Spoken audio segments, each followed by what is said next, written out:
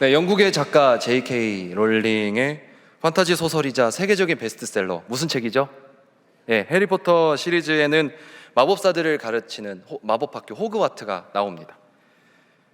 이 학생들은 학기 중에는 모두 기숙사에 거주하면서 수업을 들어야 되기 때문에 신입생들이 처음에 입학하게 되면 이제 4개의 기숙사 중에 하나의 기숙사에 배정을 받게 됩니다.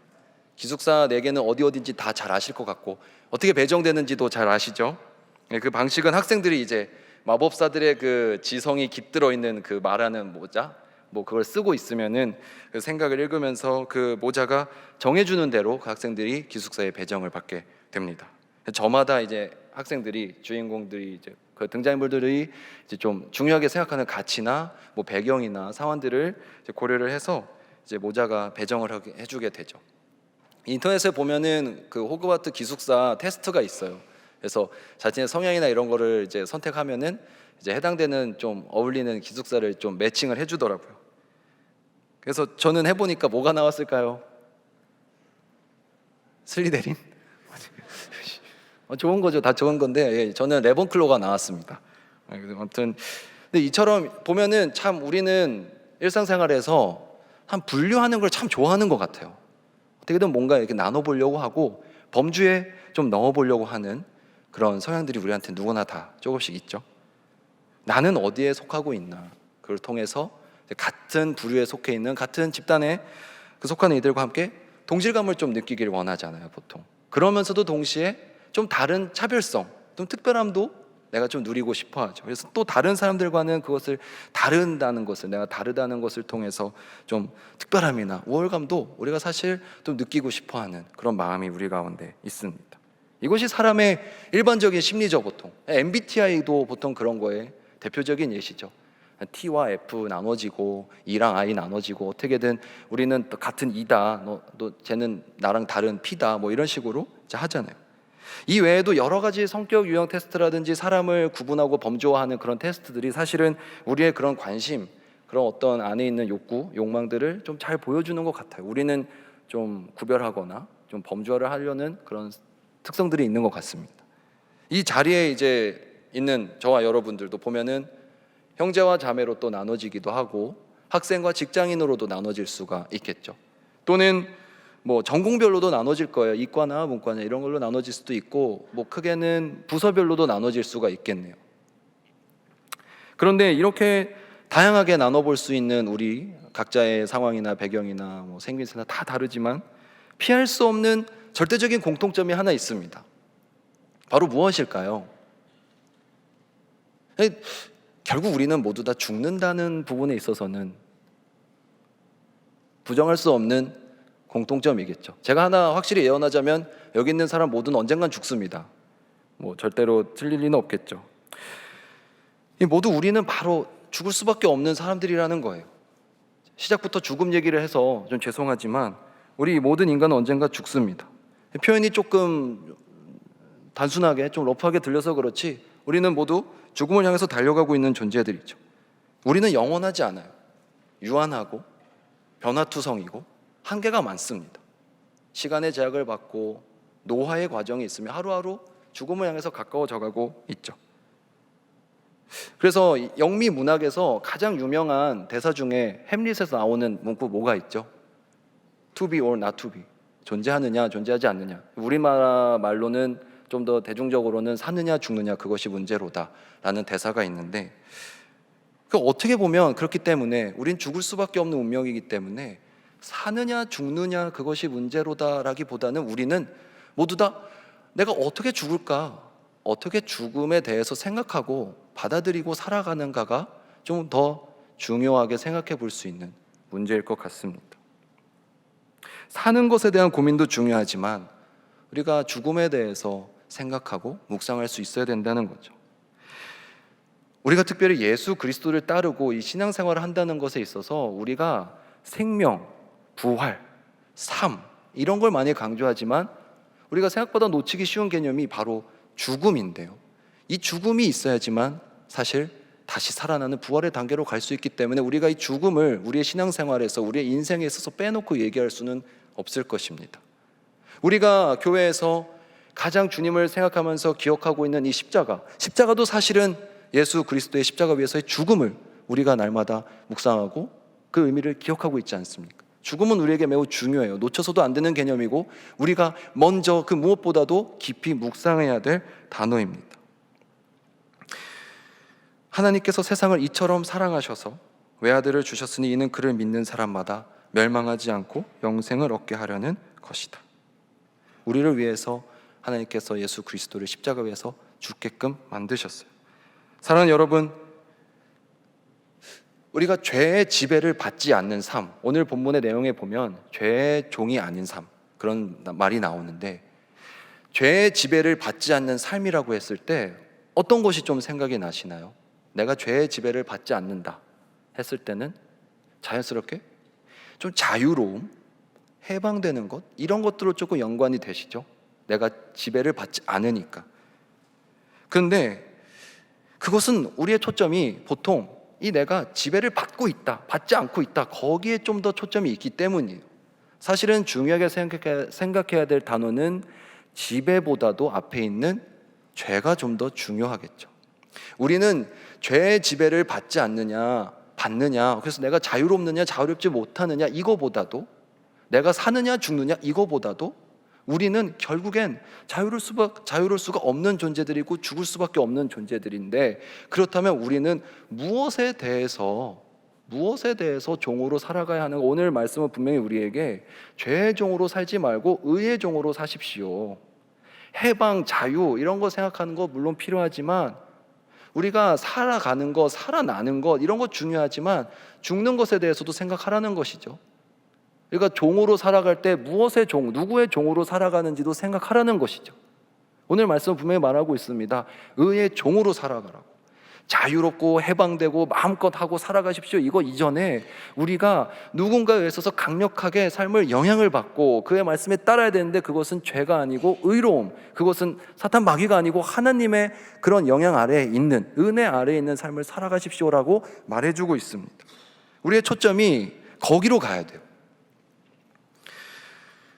아무런 제약이나 지배를 받지 않는 것, 그것보다도 우리의 초점은 하나님의 지배를 받는가, 내가 누구의 지배를 받고 살아가고 있지, 내 삶을 다스리고 있는 내 삶의 주인, 내 삶의 왕이 누구지, 그것을 날마다 고민해야 한다는 것입니다. 그렇습니다. 여러분, 우리는 다 이미 답을 알고 있죠. 우리는 죄의 종이 아니라, 악의 종이 아니라 의의 종, 하나님의 종으로 살아가야 한다는 사실을 너무나 잘 알고 있습니다. 그래서 오늘 우리가 자유에 대해서 논하기 전에, 오늘 제목이 자유론인데, 우리는 무엇에 대해서 죽어야 하는가, 무엇에 대해서 지배받아야 하는가, 그것을 먼저 나눠보고자 합니다. 우리가 먼저 예수와 죽고 예수와 살아가야 합니다. 여러분이 어떤 회사나 학교에 지원하면서 자소서를 이제 쓰게 됐다고 해봅시다. 거기에는 꼭 들어가는 것들이 있어요. 간단한 인적사항 외에 꼭 들어가는 것들이 있죠. 그것은 여러분의 포부, 계획 또는 학업 계획, 이런 것과 같은, 앞으로 이 인사 담당자나 입시 담당자가 여러분을 뽑기 위한 이유들, 크게 지원 동기나 목적, 이런 것들을 꼭 물어보는 질문이 자신을 설명하는 란에 있습니다. 우리는 보통 거기에 어떻게 적죠? 그 자소서나 자기를 설명하는 자신의 이력서에 무엇이라고 적죠? 거짓말로 적어서는 안 되겠지만 최대한 있어 보이게끔 적지 않나요? 내가 이러한 원대한 꿈을 갖고 있고, 내가 이러한 전공에 대한 확신이 있고, 앞으로 이런 블루프린트가 있다, 나는 여기를 계속 몰두해 나갈 것이고, 이것을 통해서 성장해 나가려고 하는 커리어에 대한 놀라운 성취욕과 내가 열정이 있고, 나를 뽑아준다면 내가 여기서 공동체와 그 이 집단의 이익이 되고자 내가 최선 다할 것이고, 나는 떠나지 않을 거고, 회사가 나를 버릴지언정 나는 회사를 버리지 않겠다, 이런 의욕을 막 뿜뿜, 약간 과장 보태서 그렇게 적지 않던가요? 맞습니다. 근데 그런 게 필요하죠. 우리는 장기적인 플랜, 원대한 목표들, 이런 거 내용들 주로 많이 씁니다. 그럼 만약에 저도 이 회사를 사실 언제까지 다닐지 모르겠는데 일단 비워서 썼어요. 자리가 났길래 한번 써봤습니다, 이렇게 말을 하는 사람이거나, 제가 이 전공 앞으로 계속 공부할지 모르겠지만 사실 대학원 절대 안 갈 거지만 일단 할 게 없어서 이거 지원했습니다라고 적었다면 어떤 교수님이나 어떤 인사 담당자가 그 사람을 뽑을까요? 그런데 예수님께서 이 땅에 오실 때, 성육신 하실 때 이 땅에 낸 지원서의 내용을 보면은 참 우리의 어떤 삶에 있어서 대하는 지원 목적이나 동기와는 많이 다르신 것을 볼 수가 있어요. 하나님께서 이 땅에 예수 그리스도를 보내셨을 때, 주님이 이 땅에 오셨을 때 목적은 그럼 막 앞으로 내가 얼마나 더 여기 오래 있을지, 얼마나 더 여기에서 놀라운 꿈들을 펼쳐나갈지가 아니라 환난 가운데 죽을 거라는, 세상 사람들이 생각하는 그런 계획과는 전혀 정반대의 길로 걸어가는 그런 목적과 동기를 갖고 오셨단 말입니다. 예수님께서 이 땅에 오실 때 예수님의 동기와 목적은 우리의 일반적인 상식과는 정반대였어요. 고통 가운데 죽기 위해서 오셨어요. 우리 가운데, 우리 중에, 저 여러분 중에서 누가 지원서 쓰면서 저는 이 회사에서 그리스도와 함께 죽으러 왔습니다, 리더를 섬기면서 나는 이 셀에서 내가 그리스도와 함께 죽기 위해서 지원합니다라고 과연 몇 분이나 그런 마음가짐으로 임할까요? 우리는 대부분 내가 살기 위해서, 나도 좀 덕 좀 보기 위해서, 내가 뭐 좀 누려보기 위해서, 나 잘 되기 위해서, 보통 그것이 우리 삶을 이끌어가는 목적이자 동기죠. 근데 주님께서는 분명히 그렇게 말씀하십니다. 로마서 5장 8절이죠. 우리가 아직 죄인 되었을 때 그리스도께서 우리를 위하여 죽으심으로 하나님께서 우리에 대한 자기의 사랑을 확정하셨느니라. 주님께서는 살기 위해서 오신 게 아니라 죽기 위해서 우리를 위해서 오셨어요. 우리가 예수님을 닮아가자, 우리가 예수님을 사랑합니다, 그분을 닮아갑니다, 그분을 믿습니다 고백하는 우리라면 우리의 삶의 목적과 동기도 나 좀 살아보자, 나 좀 살아남아 보자, 나 좀 잘 돼보자라는 차원이 아니라 나 여기서 좀 죽어보자, 나 여기서 십자가와 함께 매달려 보자, 나 여기서 주님과 함께 죽자, 이런 마음으로 나가야 되지 않을까요? 그렇지만 우리는 대부분 삶의 자리에 있어서, 심지어 교회에 올 때조차 내가 여기서 그리스도와 함께 죽겠다라는 마음가짐으로 오기보다는 나 좀 잘 돼 보려고, 나 좀 누려보려고, 나 좀 살아보려고 오는 경우가 태반이지 않던가요? 사랑하는 성도 여러분, 엑스브리지 여러분, 여러분의 인생 지원 동기가 살기 위함입니까? 아니면 죽기 위함입니까? 적어도 우리가 세상의 가치관과는 반대로 살아가고자 결단한 그리스도인이라면 우리의 삶의 목적과 동기는 죽기 위함이어야 됩니다. 여러분이 학교에, 직장에, 교회에 또는 어떤 공동체에 열심히 살기 위해서만 가고 계셨다면 이제 좀 바뀌셨으면 좋겠습니다. 다 서로 살겠다고 난리니까 이렇게 힘들죠. 거기에 내가 먼저 죽겠다는 사람 한 명만 있으면 그 공동체가 바뀔 텐데, 거기에 예수 그리스도의 사랑이 흘러나가기 시작할 텐데 말입니다. 예수 그리스도의 부활은 먼저 죽음을 통해서만 완성이 됐어요. 여러분, 예수님 부활부터 먼저 하고 그 다음에 죽지 않으셨습니다. 우리에겐 이 죽는 것이 얼마나 중요한지를 기억하셨으면 좋겠습니다. 로마서에서는 계속해서 1장부터 오늘 우리가 읽은 6장 이전의 5장까지는 이신칭에 대해서 계속해서 설명하고 있습니다. 믿음을 통해서 의로움에 이를 수 있는 거야, 다른 길은 없어, 오직 믿음을 통해서 의로움에 이를 수 있고 구원을 받을 수 있다라고 계속 강조하고 있습니다. 칭의에 대해서, 의롭다 함을 받는 칭의에 대해서 말을 하고 있다가, justification에 대해서 얘기하고 있다가 이제 6장부터는 딱 그 내용의 전환점을 맞이하게 돼요. 그것은 무엇이죠? 맞추는 분에게 오늘도 커피 한 잔. 칭의가 있으면 그 다음에 무슨 과정이 있어야 되죠? 맞아요. 태연, 거룩하게 되어가는 성화의 과정이 있습니다. 이 성화의 과정을 이야기하고 있다는 것. 사랑하는 여러분, 의롭다 여김을 받는 칭의와 거룩하게 성숙되어가는 성화는 사실 구별될 수 없는 단어들이, 칭의가 따로 있고 성화가 따로 있지 않습니다. 의롭다함을 입은 사람이면 사람답게 거룩해져가는 변화가 삶에 반드시 나타나야 되고, 그런 변화가 나타난 사람에게는 의롭다함을 입은 칭의가 반드시 있다라는 것을 확증이 되는 것이죠. 분리해서 생각할 수도 없는 것입니다. 진정으로 의로움을 입은 사람에게는 행동이 변하지 않을 수가 없어요. 사람 안 변해, 사람 뭐 고쳐 쓰는 거 아니다, 이런 말 교회에서는 절대 하지 마십시오. 우리가 바뀌지 않을 걸 알면서 왜 믿습니까? 거기서 말하는 기본적인 사람의 성향이나 기질 물론 안 바뀌겠죠. 뭐 체질이나 이런 거 바꾸자고 우리가 여기 모여 있는 거 아닙니다. 다만 우리가 날마다 거룩해져 가고 하나님과 가까워져 가고 그분의 모습을 닮아가는 변화는 분명히 있어야 되지 않을까요? 이 성화된 사람에게 분명 이신칭의 확고한 믿음이 자리 잡고 있다는 것을 알 수가 있습니다. 오늘 로마서 6장 우리가 읽은 본문에 앞서 3절에서 4절 보면, 세례를 받아 그리스도 예수와 하나가 된 우리는 모두 세례를 받을 때 그와 함께 죽었다는 것을 여러분은 알지 못합니까? 그러므로 우리는 세례를 통하여 그의 죽으심과 연합함으로써 그와 함께 묻혔던 것입니다. 그것은 그리스도께서 아버지의 영광으로 말미암아 죽은 사람들 가운데서 살아나신 것과 같이 우리도 또한 새 생명 안에서 살아가기 위함입니다. 아멘. 이 세례 얘기를 갑자기 하고 있어요. 문맥상 세례 얘기가 조금 갑자기 생뚱맞게 들리는 부분이 됩니다. 근데 이 세례의 개념이 바울은 여기서 세례를 통해서 우리가 그리스도와 함께 죽는 개념을 연결해서 이야기하고 있어요. 그러니까 여기서 세례는 단순히 물을 묻혀서 정결케 만드는 그런 정결 예식의 차원을 넘어서 완전한 삶에 내가 다시 태어나는 거, 물에 잠겼다가 죽고 다시 태어나는 그런 완전한 삶의 방향의 전환과 새로운 존재로서의 탄생까지도 의미하고 있는 것입니다. 근데 여기서 중요한 사실은 이 죽음으로 끝이 아니고 우리에게는 예수 그리스도께서 그렇게 하셨듯이 우리도 주님과 함께 부활하시게 된다.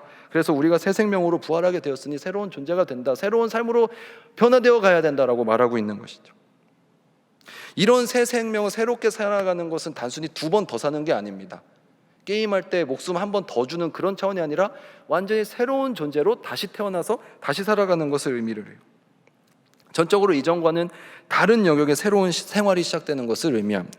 로마서 6장 6절과 7절의 말씀 우리 함께 읽어보겠습니다. 우리의 옛 사람이 그리스도와 함께 십자가에 달려 죽은 것은 죄의 몸을 멸하여서 우리가 다시는 죄의 노예가 되지 않게 하려는 것임을 우리는 압니다. 죽은 사람은 이미 죄의 세력에서 해방되었습니다. 여러분, 우리가 정말로 의롭다함을 입은 사람이면, 구원을 이제 약속받은 사람들이면 이제 우리가 죄를 좀 덜 짓고 변화가야 된다는, 변화가 되어가야 한다는 거예요. 여기서 말하는 죄의 몸은 단순히 그냥 문자적으로 우리 육신을 의미하는 것이 아니라 죄를 짓고자 하는 우리의 모든 육체적인 정욕들을 의미를 합니다. 따라서 죄에 대해서 죽는다는 것은 이러한 나의 악한 본성들을 모두 다 내려놓고 내 삶 가운데서 완전히 걷어내는 것을 의미합니다. 그리고 다시는 죄의 종노릇을 하지 않는 것을 의미합니다. 근데 여러분, 안타깝게도 우리가 자유로워져야 될 부분에서는 자유롭지 못하고 자유롭지 말아야 될 부분에서는 너무나 자유롭게 살아가고 있는 것 같아요. 우리가 경계해야 될 것은 우리의 자유가 뒤바뀌어 있다는 것입니다. 우리는 의의 종으로 살아가지 않고 죄의 종으로 살아가고 있잖아요. 우리는 죄에 대해서 죽고 죄에 대해서는 죽어서 더 이상 영향을 받지 않고 자유로워지면서 반대로 의의 종으로서 이제 하나님의 의로움의 지배를 받는 의의 종으로서 거듭나야 함에도 불구하고 오히려 우리는 의에 대해서는 너무나 죽어 있어요. 여러분, 거룩한 삶에 대해서 얼마나 책임감을 갖고 살아가고 계십니까? 나는 거룩해야 된다, 나는 주님의 자녀답게 살아가야 된다, 거기에 어떠한 좀 부담감이나 책임감이나 열정을 갖고 계신가요? 우리가 하나님에 대해서는 너무 자유로워요. 별로 부담 없어요. 그냥 내키는 대로 막 살아요. 마음이 일어나는 대로 그냥 행동해요. 생각나는 거 그냥 말 뱉어요. 하고 싶은 대로 대해요. 상처 주고 핥히고 갈라서죠. 하나님께서 분명히 말합니다. 여러분, 종의 삶이라는 것은 자유가 없는 삶이에요. 명령에 따르고 굉장히 그것을 따라가기 위해 애써야 되는 사람입니다. 의에 대해서 그렇게 살아가라고 분명히 말씀하고 계십니다. 우리는 의의 종으로 살아가야 되지 의에 대해서 자유시민으로 살아가라고 하신 적 없습니다. 근데 우리는 너무나도 의로움에 대해서, 거룩한 삶에 대해서 우리가 너무나도 자유로워요.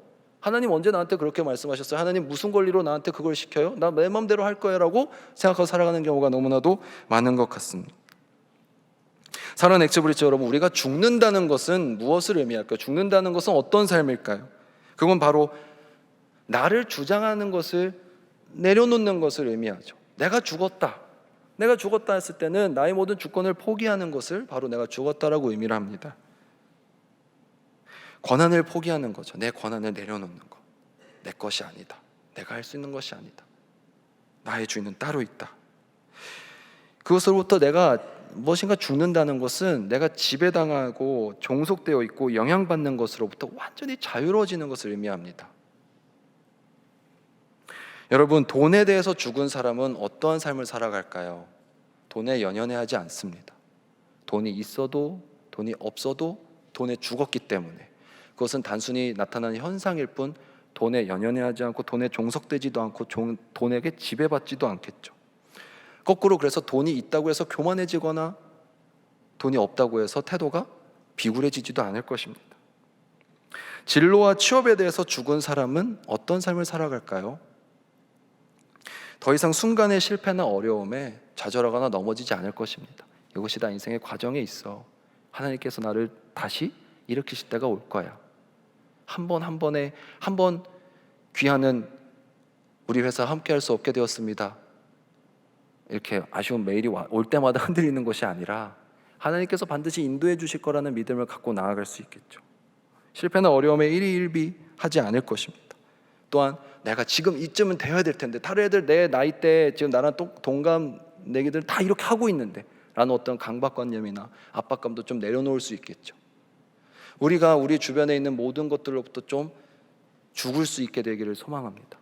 돈에 대하여 죽고, 나의 외모에 대해 죽고, 나의 욕심에 대해서 죽고, 나의 욕망에 대해서 죽고, 나의 회사에 대해서, 나의 학교에 대해서 좀 죽어서 오직 예수 그리스도만 살아남아 계시는 그런 삶이 되셨으면 좋겠습니다.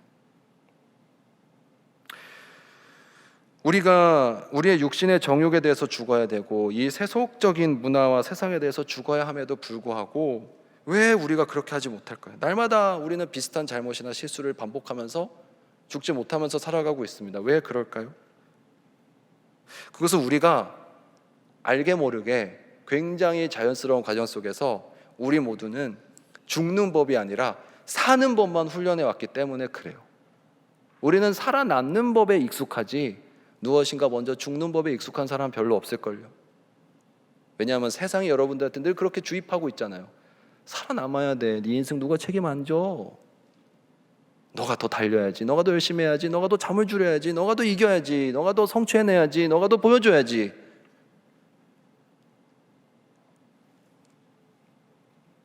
우리가 사는 법만 배웠습니다. 그러나 교회에 오면 다른 법을 가르쳐 주시는데 죽는 법에 대해서 가르치고 주고 계세요. 근데 우리가 그걸 외면하고 듣지 않아 버리면 우리가 세상과 구별된 삶을 살아갈 수가 없습니다. 하나님의 말씀에 어디 너 삶을 살아라, 너 좀 살아나, 그런 말씀 없어요. 너를 비우고 너를 내려놓고 네 안에 하나님께서 역사하시게 해라, 너 안에 그리스도께서 사시게 해라, 너는 죽어야 된다라고 말하고 있는 것이 성경의 가르침이고, 그것을 우리가 너무나도 잘 알고 있지만 실천이 되지 않을 뿐이죠. 우리가 살아가고 있는 이 세상은 매우 경쟁적인 시스템 속에서 이루어져 있습니다. 그래서 학교에서, 직장에서, 또는 사람들과의 관계에서도 어떻게 하면 우리는 뒤처져도 안 되죠. 보여줘야 되죠. 따라가야 하고, 남들보다 내가 특별히 잘하지는 못하더라도 남들만큼은 해야 된다, 이런 분위기가 많이 있습니다. 그래서 버티고 생존하는 것에 우리의 생각과 몸이 이미 너무나도 익숙해져 있어요. 우리는 경쟁에 너무나도 익숙해져 있습니다. 그러나 주님께서는 분명 우리에게 다음과 같이 말씀해 주고 계시죠. 마태복음 10장 28절에는 그리고 몸은 죽일지라도 영혼은 죽이지 못하는 이를 두려워하지 말고 영혼도 몸도 둘 다 지옥에 던져서 멸망시킬 수 있는 분을 두려워하라. 여러분, 우리가 세상을 두려워한다는 것은 우리가 영혼의 세계에 대해서, 영적 세계에 대해서 믿지 않는 태도와도 똑같습니다. 우리는 세상 사람들이 보지 못하는 세계를 보고 있는 사람들이라 스스로 자부하고 고백함에도 불구하고, 만약에 우리의 영혼을 어쩌지 못하는 이 세상으로부터 우리가 두려움을 느끼고 어려워하고 힘들어한다면 그것은 우리의 신앙과 어폐가 있겠죠. 여러분의 영혼을 어쩌지 못하는 것을 두려워하지 마시고, 여러분의 영혼과 모든 육신마저도 모두 다스릴 수 있는 하나님만을 두려워하는 우리가 되기를 소망합니다. 우리는 사실 진정으로 두려워해야 할 분은 하나님 한 분이신데, 전혀 어떤 경각심이나 하나님에 대한 두려움, 하나님에 대한 부담감, 하나님에 대한 책임감, 그런 거 갖지 않은 채 우리가 두려워해서는 안 될 것들, 두려워할 필요가 없는 것들에 대해서만 두려워하면서 살아가고 있지는 않으신가요? 돈에 대해서 두려워하고, 진로에 대해서 두려워하고, 건강에 대해서 두려워하고, 사실 그런 것들 우리 영혼을 어쩌지 못합니다. 그것은 우리의 영혼을 깨트릴 수 없어요. 우리의 영혼을 위해서 적어도 이 자리에 나와진 것이라면 우리가 다시 한번 진정으로 두려워해야 될 부분들, 그리고 우리가 죽어야 될 영역이 무엇인지를 우리가 다시 한번 돌아볼 수 있으면 좋겠습니다. 사랑하는 엑스브리지 여러분, 우리가 레드오션과 블루오션이라는 개념을 다 잘 아실 거예요. 레드오션은 경쟁자가 많아서 이미 포화 상태에 이루어 있는 시장을 의미를 하죠. 그래서 새로 진입해서는 안 되는 그런 시장을 의미를 합니다. 여기는 경쟁률이 매우 높아요. 그래서 서로 죽고 죽이면서 빼앗고 경쟁하는 모습이 보통 많습니다. 그럼 반대로 블루오션은 새롭게 탄생해서 경쟁이 없는, 그래서 빨리 진입해야 되고 거기가 평화로운 그런 시장을 보통 의미를 하는 말로 쓰입니다. 이 블루오션은 근데 어떻게 하면 가능해지냐면, 기존의 상식을 깨트리는 새로운 아이디어가 있을 때 그 블루오션이 창출이 돼요. 전혀 생각지 못했던 상식을 깨트리는 놀라운 창의적인 아이디어가 있을 때 블루오션이 만들어질 수 있습니다. 그럼 바로 저는 여기에 우리가 그토록 날마다 기도하는 제목이 있어요. 여기 이거 떼서 지금 없는데, 우리 동학교의 비전 중에 하나가 삶의 현장을 하나님의 나라로 만들어가는, 우리가 늘 날마다 그것을 품고 기도를 하기도 하는데, 저는 그토록 강조하는 그 삶의 현장을 하나님의 나라로 바꿔가는데 이 열쇠가 있다고 생각을 합니다. 우리가 저마다 살기에만 급급한, 내가 좀 살아가는 데에만 좀 모든 것이 몰두되어 있는 그런 그곳에 여러분이 가셔서 나는 한번 죽기 위한 삶을 거기서 살아내 보신다면 여러분들의 삶의 지평이 전혀 새롭게 열릴 거라고 저는 확신합니다. 왜냐하면 세상은 전부 다 내가 어떻게든 살아남기 위해서, 살기 위해서 살고 있을 때, 거기에 내가 죽기 위해서 살아가는 사람이 있다면 오히려 놀라운 변화가 나타날 줄로 믿습니다. 여러분, 우리 삶은 예수 그리스도와 함께 죄에 대해서 죽고 다시 하나님에 대해서 살아나는 삶을 사셔야 합니다. 그러나 우리는 오히려 죄에 대해서 종으로 살고 있어요. 아직도 죄의 문제에서 자유롭지 못합니다. 의의 무기가 아닌 죄의 무기로 살아가고 또 죄의 연장, 죄의 도구로 살아가는 우리의 모습들이 너무나도 많습니다. 교회 공동체는 그러한 점에서 참 좋은 영적 훈련의 장인 것 같아요. 교회 공동체에 오면은 우리가 교회로 나아올 때 그래도 우리는 늘 이렇게 고백하게 되지 않나요? 그래, 나는 오늘 그리스도와 함께 죽으러 이 자리에 나와왔다. 이렇게 고백하게끔 만드시는 것이 주님의 은혜일 줄로 믿습니다. 여러분들 모두 주님과 함께 죽기 위해서 이 자리에 나오셨죠? 저 십자가를 보면서 십자가에 함께 못 박히기 위해 나오셨기를 간절히 소망합니다. 나는 저 십자가 같이 매달리기 싫다, 저기엔 주님만 매달려 계셔야지 라고 생각하는 일이 없기를 소망합니다. 우리 셀리더로 섬기고 있는 지체들, 셀을 담당해서 반년이나 1년씩 섬기다 보면요, 정말 힘들 때가 참 많죠. 말 참 안 듣는 지체들도 있고 생각과는 잘 안 되는 경우들이 너무나도 많습니다.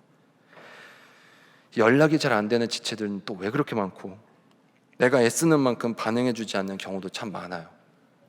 그리고 특히 다른 셀이나 우리 셀을 비교하면서 우리 셀은 분위기가 안 좋네, 재미가 없네, 유익하지 않네, 뭐 이런 얘기를 하고 또 여러 가지 이유와 핑계를 대면서 잘 나오지 않는 경우도 있습니다.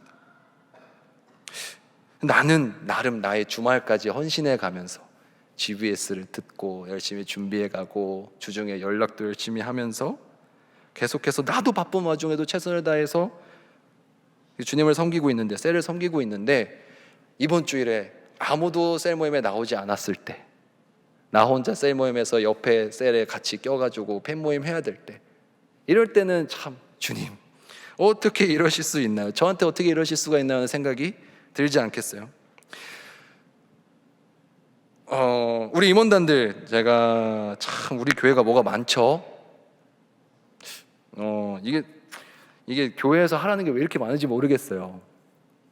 그리고 너무 정신없고, 그래서 하나가 지나가면 다음이 또 오고 막 그렇게 정신없이 몰아치는 가운데 사역하다 보면 나도 그냥 부서 지체로 편하게 부담 없이 지내던 때가 좋았는데 임원단 잘못했구나, 괜히 했나, 이런 생각이 들 때가 또 왜 없겠습니까? 그런데 그렇게 좀 신앙생활이 힘들고 셀리더로 섬기는 게 힘들고 리더십으로 섬기는 게 힘들거들랑 그럴 때 이걸 한번 생각해 보셨으면 좋겠습니다. 그래, 주님과 함께 내가 죽기 위해서 이 자리에 있었지, 내가 처음에 죽기 위해서, 그리스도와 함께 못 박히기 위해서 내가 이걸 결단했었지, 이 자리에 나왔었지라고 생각하면서 이겨내실 수 있기를 축복합니다. 우리는 셀에 가서 다른 애들 다 죽어도 나만 살아남아야지 하려고 처음에 컨택하신 거 아니잖아요. 결단하신 거 아니잖아요. 부서를 섬기는데 이 부서 모임 나만 중요해, 나만 아니면 돼 하는 마음이 아니라 내가 여기서 섬기면서 나는 희생하고 나는 죽고 이 공동체를 위해서 이것에 맺혀질 열매를 기대하면서 섬기기로 하셨던 것 아니었나요? 우리가 신앙생활하는 이유, 섬기는 이유 모두 그리스도와 함께 십자가에 못 박히고 나는 죽고 내 안에 주님께서 사시기 위한 과정임을 기억하실 수 있기를 소망합니다.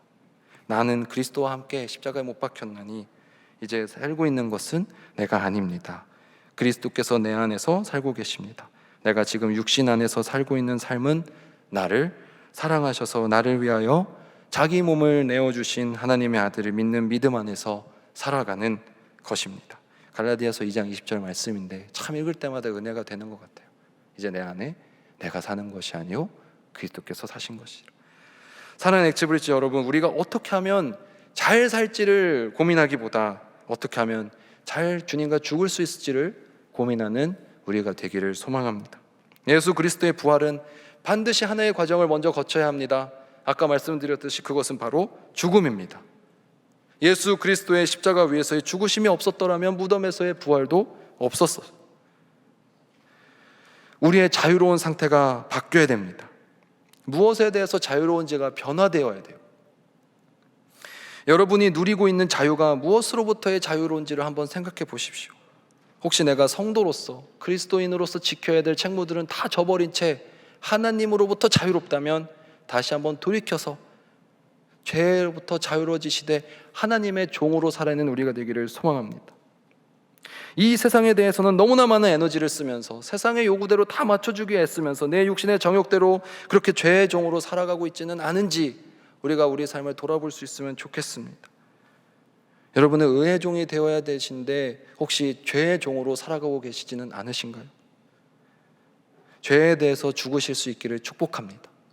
죄에 대해서 죽어서 죄로부터의 어떠한 억압이나 지배를 받지 않아야 그렇게 살아내실 수 있는 여러분이 되기를 축복합니다.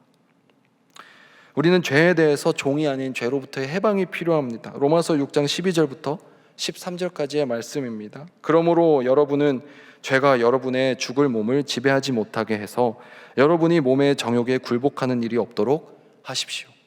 여러분의 입술을 잘 지키십시오. 여러분의 눈을 잘 지키고 여러분의 귀를 잘 지키고 여러분의 손을 잘 지키고 여러분의 발을 잘 지키십시오.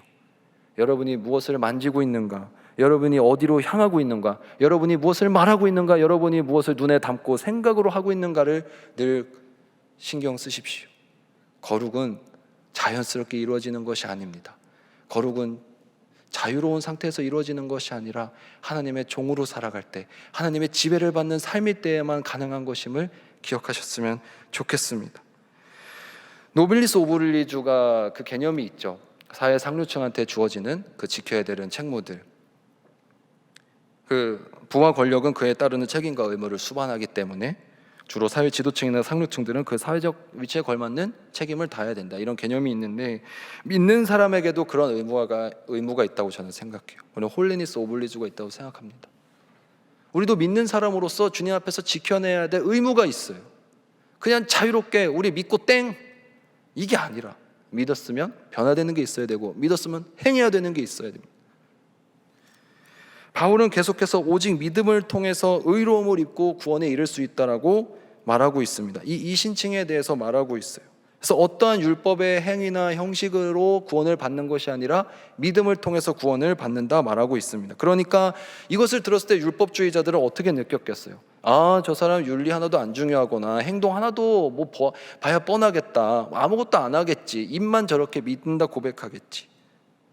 도덕 파괴론자처럼 생각했을 것 같아요. 바울을. 믿음만 중요하다고? 그럼 삶의 행동은, 행실은, 행위는 뭐가 그런 거 안 중요하다는 건가? 근데 성경을 잘 읽어보십시오. 오늘 말씀을 읽어보십시오. 바울이 언제 행동이 중요하지 않다고 했습니까? 바울이 언제 막 살아도 된다고 했습니까? 믿는다 그냥 고백 한마디면 된다고 언제 그랬습니까? 바울은 행동이 중요하다고 한 적이, 중요하지 않다고 한 적이 없습니다. 다만 우리가 무엇의 아래에 있어야 되는지 분명히 하자. 율법 아래에 있는 게 아니라 하나님 아래에 있는 사람들이다. 여러분들은 율법의 지배를 받는 게 아니라 하나님의 지배를 받아야지 왜 엉뚱한 곳에 지배를 받고 있느냐라고 말하고 있을 뿐입니다. 로마서 6장 14절의 말씀, 여러분은 율법 아래에 있지 않고 은혜 아래에 있으므로 죄가 여러분을 다스릴 수 없을 것입니다. 바울은 우리가 율법의 종으로도 살기를 원치 않았습니다. 행위의 종으로도 살기를 원치 않았어요. 무엇의 종으로? 하나님의 종으로 살기를 원했을 뿐입니다. 율법이 중요해? 그럼 그 율법은 왜 중요한데? 그렇게 한 번만 더 나아간 거예요. 여러분들의 신앙생활에 있어서 그것이 중요하다면 왜 중요한지를 더 깊게 들어가셨으면 좋겠습니다. 그리고 들어가다 보면 결국에 중요한 분이 하나님이 되어야 합니다. 내가 이것을 하는 이유, 이것이 나한테 중요한 이유, 그것이 왜 중요하지? 내가 이것을 왜 하고 있지? 결국에 종착점으로 갔을 때 하나님이 되어야 됩니다. 율법 아래에 있는 사람은 다시 죄를 지을 수밖에 없어요. 왜냐하면 율법은 지켰냐 안 지켰느냐 이분법적인 영역에 포함되기 때문입니다. 오직 은혜 아래에 있는 사람만이 더 이상 죄의 문제에 있어서 온전한 해결을 누릴 수 있습니다. 왜냐하면 은혜도 있는데 은혜는 했냐 안 했느냐의 그런 선긋기가 아니라 모두를 품어주는 사랑이기 때문입니다. 은혜 안에 있어야지만 우리가 자유로울 수가 있어요. 은혜 안에 있어야지만 죄의 종이 되지 않을 수 있습니다. 하나님께서는 여러분을 한 분 한 분을 존재 자체를 귀하게 여겨주시고 모든 것을 받아주시는, 회개하며 돌아갔을 때 모든 죄를 용서해 주시고 사랑해 주시는, 여전히 우리를 끊을 수 없는 사랑으로 붙잡고 계시는 분임을 기억하셨으면 좋겠습니다. 사랑하는 여러분, 말씀을 맺고자 합니다. 여러분, 죽음이 무엇일까요? 심장이 정지하는 그런 생물학적인 죽음 말고 우리의 존재적인 죽음, 우리의 존재론적인 죽음의 의미는 무엇일까요? 그것은 아마도 죽는다는 것은 내 삶의 모든 권리를 포기하는 것, 내 삶이 내 것이 아니라고 하는 것이 죽는 것 아닐까요? 내가 무엇인가에 대해서 죽었다 했을 땐 이것에 대한 나의 모든 권리를 포기하고 내려놓는 것이 죽는다라는 의미에 가까울 것 같습니다. 근데 여러분, 이러한 그런 모든 권리를 내려놓는 것, 내 모든 권리를 포기합니다, 이런 권리 포기의 모범은 사실 누가 보여주셨죠? 예수님께서 보여주셨습니다. 예수님보다 많은 것을 내려놓으실 수 있는 분은 없으실 거예요. 예수님의 권리보다 더 많은 권리를 갖고 계신 분은 이 자리에 아무도 없으세요. 예수님께서는 그 모든 권리를 포기하셨어요. 우리를 위해서, 죽기 위해서. 그렇다면 그 예수님을 닮아가고자 하는 우리가 살아가야 될 삶의 태도는 무엇일까요? 우리의 권리를 포기하는 것부터 시작될 것입니다. 날마다 죽는 것, 나를 주장하는 것이 아니라 하나님을 주장하는 것, 내 안에 내가 살아있는 것이 아니라 주님께서 살아계신 삶이 우리가 닮아가야 될 삶의 모습일 것입니다. 강원희 선교사님이라는 분이 계십니다. 1961년에 연세대 의대를 졸업했어요. 이 강원희 선교사님이 1970년도에 강원도에 의사가 없는 무의촌에 병원을 열어서 환자를 돌보기 시작합니다. 그리고 나서는 12년 뒤에 1982년에는 네팔로 가요. 그리고 네팔에 가서 몇 년 동안 그 땅에 아픈 자들을 섬기려면 40년 동안 그 땅에서 의료 선교와 봉사를 하십니다. 네팔에서, 방글라데시에서, 스리랑카 등에서 의료 봉사 활동을 하세요. 여러분, 이 1982년에 네팔 땅으로 그 먼 곳으로 해외 선교이자 봉사를 이 의사분이 가셨을 때 그분의 나이가 몇 살이었을까요? 49세였습니다.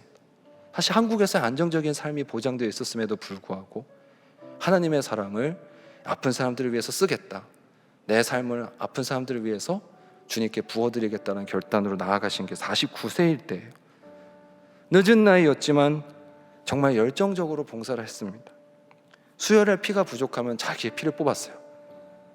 그리고 돌보던 환자가 다 나아서 집에 돌아가면 먹을 거 없을까 봐 먹을 거 사서 또 들려주곤 했었습니다. 이러한 그의 헌신적인 노력에 감동해서 현지 사람들이 그를 히말라야의 슈바이처라고 불렀다고 해요.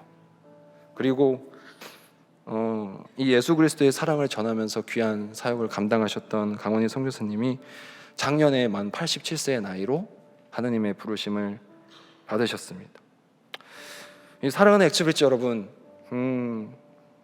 무엇이 이 선교사님의 그런 놀라운 헌신을 가능하게 했을까요? 내가 남들보다 의사 자격증이라는 귀한 달란트가 있어서, 또는 내가 남들보다 더 훌륭한 인품을 갖고 있어서, 능력이 있어서, 남다른 성품이나 열정이나 성령의 은사가 충만해서? 아니, 오히려 그분이 무엇인가를 많이 갖고 계셔서가 아니라 살고자 하는 의지보다 그곳에 가서 내가 그리스도와 함께 죽겠다라는, 내려놓을 수 있는, 권리를 포기할 수 있는 마음이 있었기 때문에 그 사역을, 그 선교를 감당할 수 있으셨을 것입니다.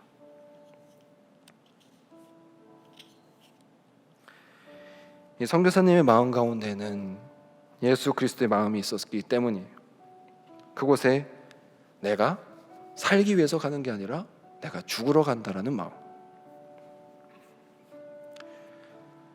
여러분, 내가 살고자 할수록 내가 살고자 하는 의지는 주변의 생명력을 빨아들일 것입니다. 그래서 살고자 하는 사람들만 모여있는 곳에는 서로를 힘들게 해요. 내가 쓸 생명력도 부족하니까 서로 뺐죠. 너의 생명력을 나에게 줘. 내가 살아야 되니까. 그 의지가 강할수록 그곳은 힘들어질 것입니다. 그러나 반대로 죽고자 하는 의지가 그곳에 들어가면 놀라운 생명력이 그곳에서 뿜어져 나갈 것입니다. 살고자 하는 사람은 생명을 빨아들이지만 죽고자 하는 사람에게서는 생명력이 나가요. 여러분, 이 놀라운 비밀은 그리스도의 사랑이 왜 우리 모두의 죄를 덮고도 이 온 인류를 사랑하실 수 있었는지를 말해줍니다. 그만큼 죽고자 하셨던 만큼, 예수님의 그 죽고자 하는 마음이 크셨던 만큼, 그 의지가 강한 만큼 그에게서 나왔던 놀라운 생명력이 컸기 때문입니다. 내가 있는 곳에서, 여러분들이 계신 곳에서 힘든 거 어려움이 찾아올 때마다 내가 이곳에 죽기 위해서 왔다는 것을 다시 기억하셨으면 좋겠습니다. 그래, 나는 이곳에 주님과 함께 죽으러 왔다. 나는 죽고 내 안에서 주님께서 살게 하자. 빌립보서 2장 6절부터 8절까지의 말씀입니다. 그는 하나님의 모습을 지니셨으나 하나님과 동등됨을 당연하게 생각하지 않으시고 오히려 자기를 비워서 종의 모습을 취하시고 사람과 같이 되셨습니다. 그는 사람의 모양으로 나타나셔서 자기를 낮추시고 죽기까지 순종하셨으니 곧 십자가에 죽기까지 하셨습니다. 권리를 포기하고자 하는 마음, 그것이 저와 여러분에게 가득 넘쳐나기를 소망합니다. 자기 자신을 완전히 죽이는 행위, 그것이 다른 말로 우리는 이것을 두 글자로 이것이라고 하는데 무엇일까요? 자기 자신을 완전히 죽이는 행위, 두 글자로 사랑입니다. 이것은 오래 참게 합니다. 이것은 온유하게 하고 시기를 하게 하지 않습니다. 자랑하지도 않게 하고 교만하지 않게 합니다. 왜냐하면 내가 완전히 죽었으니까요. 자랑할 것도 더 이상 교만할 것도 없죠. 자기가 죽은 사람에게는 무례히 행하지도 않습니다. 자기의 유익을 구하지도 않습니다. 왜냐하면 내가 죽었으니까. 바로 사랑이 그것을 가능하게 합니다. 고린도전서 13장에 사랑의 그 단어들을, 동사들을 잘 보십시오. 모두 다 내가 죽었을 때 할 수 있는 것들입니다. 결국 사랑이라는 말을 다른 말로 표현한다면 내가 죽는 것, 나의 권리를 포기하는 것이 사랑의 가장 큰 표현임을 볼 수가 있습니다. 사랑하는 엑스브리지 여러분, 우리는 날마다 죽어야 하는 자들임을 잊지 맙시다. 그리고 역설적으로 그렇게 죽으려고 주님께 나아가는 이들에게 주님께서 날마다 놀라운 생명력을 불어넣어 주실 것입니다. 주님 안에서 죽고자 하는 이들은 주님 안에서 다시 살아날 것입니다. 오늘도 주와 함께 죽음으로 주님과 살아나는 그런 놀라운 사랑의 삶을 살아내는 우리 모두가 되기를 소망합니다. 여러분들이 삶 가운데 내려놓으실 수 있는 많은 권리들을 포기하실 수 있으면 좋겠어요. 내 것이라고 여겼던 것들, 내 권한이라고 느꼈던 것들, 내 권리라고 느꼈던 것들을 내려놓으시고, 여러분들이 이제 예배를 마치고 가셔야 될 셀에서, 부서에서, 학교에서, 직장에서 이것을 기억했으면 좋겠습니다. 나는 죽기 위해 이곳에 있는 자다. 나부터 생명력을 내뿜자. 내가 살기 위해서 다른 사람들의 것을 뺏는 것이 아니라 죽기 위함으로 다른 사람들에게 그리스도의 사랑을 흘려보내주자라고 나아가시고 삶의 자리를 놀라운 생명과 사랑으로 채워내실 수 있는 여러분들 되기를 진심으로 소망하고 축복합니다. 함께 기도하시겠습니다. 사랑의 하나님 아버지, 살기 위해서 이 땅에 오신 것이 아니라 죽기 위해서 이 땅에 오신 예수님을 묵상합니다. 지난 한 주간의 삶이 우리는 너무나도 내가 살기 위해서 보내왔던 시간임을 고백합니다. 나의 배를 채우고 나의 머리를 채우고 나의 마음을 채우고 나의 삶을 채우기 위해서 열심히 살아왔던 나의 모습을 돌아봅니다. 그 모습 가운데에는 내가 살기 위해서, 살아남기 위해서만 노력했던 것들이 있지, 죽기 위해서, 그리스도와 함께 못 박히기 위해서 했던 것들은 많이 부족했음을 고백합니다. 주님, 이 시간 우리가 다 함께 한 마음으로 결단하오니 우리 마음 가운데 그리스도와 함께 못 박히고자 하는 마음을 허락하여 주시옵소서. 주님과 함께 죽고 다시 주님과 함께 살아나는 놀라운 은혜가 우리 가운데 있기를 소망합니다. 죄에 대해서는 죽고 하나님의 종으로, 의의 종으로 살아내는 우리가 되게 하여 주시옵소서. 모든 것 주님께 맡겨드리며 이 모든 말씀 살아계신 예수 그리스도 이름으로 기도드립니다. 아멘.